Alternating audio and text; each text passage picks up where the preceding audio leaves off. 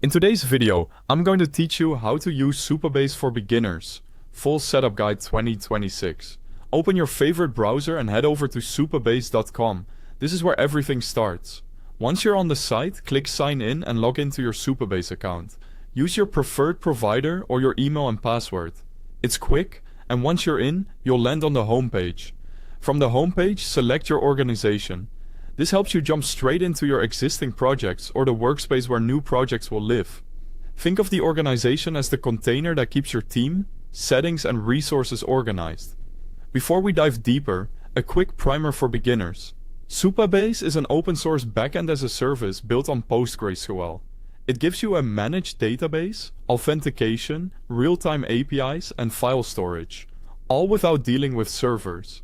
You get the power of Postgres with a clean dashboard and ready-to-use tools, which makes getting from idea to production much faster.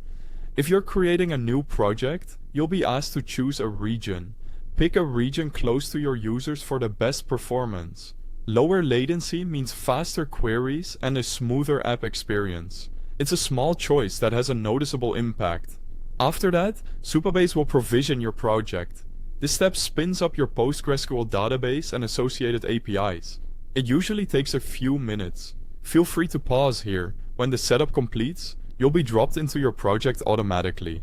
On the left sidebar, you'll see your main navigation for account and workspace management, teams to collaborate with others, integrations to connect external services, usage to monitor resources, billing to manage your plan, and settings for fine-tuning configurations. These keep your environment organized as your project grows. Inside a project, the dashboard is where you'll work most of the time. The table editor lets you manage tables visually, almost like a spreadsheet, which is perfect for beginners. Authentication is where you enable sign-in methods, like email or social providers. The SQL editor is your direct line to the database when you want to write or run queries. Storage is where you handle user-uploaded files, like images or documents.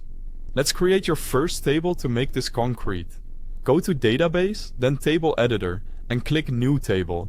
Give your table a clear name, like tasks or users depending on your use case. Add a few columns to start. Common ones might be ID for a unique identifier, title for a short name or description, and is complete as a true or false flag. When you're happy with the structure, click Save. Your table is ready, and you can start inserting data or querying it right away.